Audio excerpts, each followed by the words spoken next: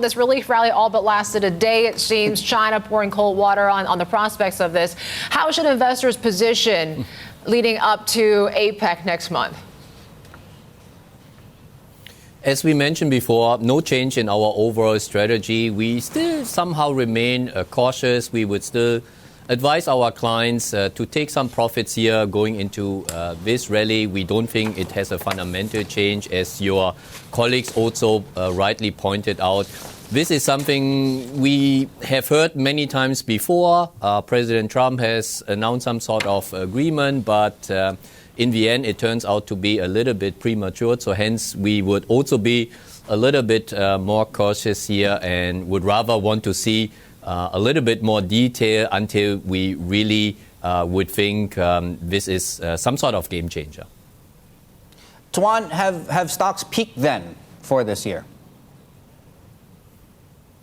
From our perspective, we don't really see much further potential. So hence, if you look at year-to-date performance, and the perception is somehow quite weird, I have to say. Also, when I talk to our clients, the perception, because of all the negative headlines, is quite negative. But when you look at year-to-date performance, most markets in Europe, in U.S. are still in double-digit territory. Asia is, of course, the exception here. But China is doing pretty well. And also on the bond side, we have seen quite strong markets. So, yes, we think there is not much upside for this year. And given the strong performance we have seen over the first 9.5 months, we think it's not a bad idea to lock in some of these gains.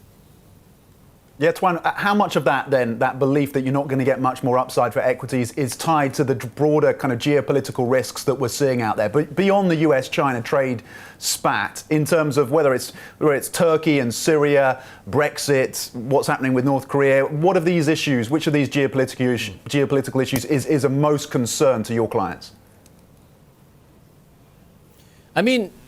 Obviously, our Asian clients here are very close to the current situation and also more biased here. So hence, the China-U.S. trade tension is the main topic. Not so much about Brexit or Turkey because it's a little bit further away. But also coming back to your initial question, I think it's not only the impact from political and geopolitical tension, which has an impact on our overall cautious here on the markets. But when you look at, for example, at valuation and also earnings growth for most of the equity markets, we also don't see much growth here. As we know, this week, the earnings season in the U.S. kicks off again.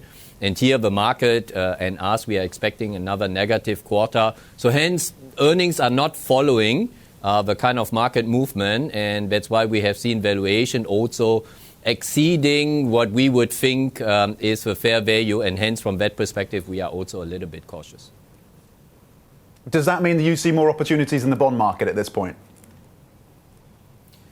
Absolutely. We have been calling to go more into the bond markets, but definitely not into any developed market sovereign, because here the yields, especially in Europe, are definitely not attractive at all. So we do see value in emerging markets bonds, even though it has also rallied quite a lot.